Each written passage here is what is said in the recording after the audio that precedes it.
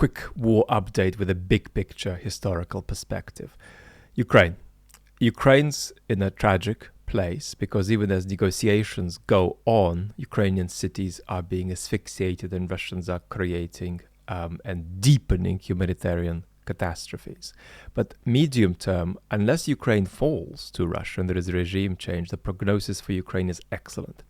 Not just because the Ukrainian state has shown itself to be stable enough to survive several weeks of war, but because these weeks made the Ukrainian state, in a sense. Ukraine has come together around a sense of joint citizenship that's not a kind of patriotism or nationalism, but is an inclusive vision of what it means to be Ukrainian. And it's also inclusive of people who speak and prefer to speak Russian in the Ukraine.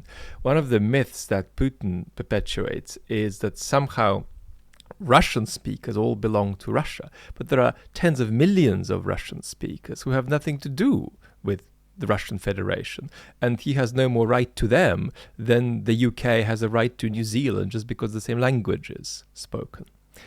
So things are going very, very well mid-term for Ukraine and tragically short-term.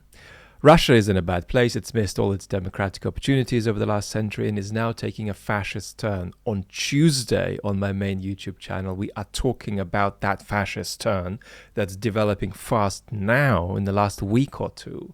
And we've got to look at the implications for the world. Now, broadly speaking, zooming out of Russia and Ukraine, we're really in a place where we're returning to history, where we're going to be closer to war and threat of war than we have been. And it's time to let go of the idea of the Cold War, a sort of frozen situation where there is stability and predictability. No, certainly now dealings with Russia going forward, threats of war, wars of different scales, and the possibility even of a bigger war is always going to be on the table and something we have to avert or entertain. So it's a different world for all of us.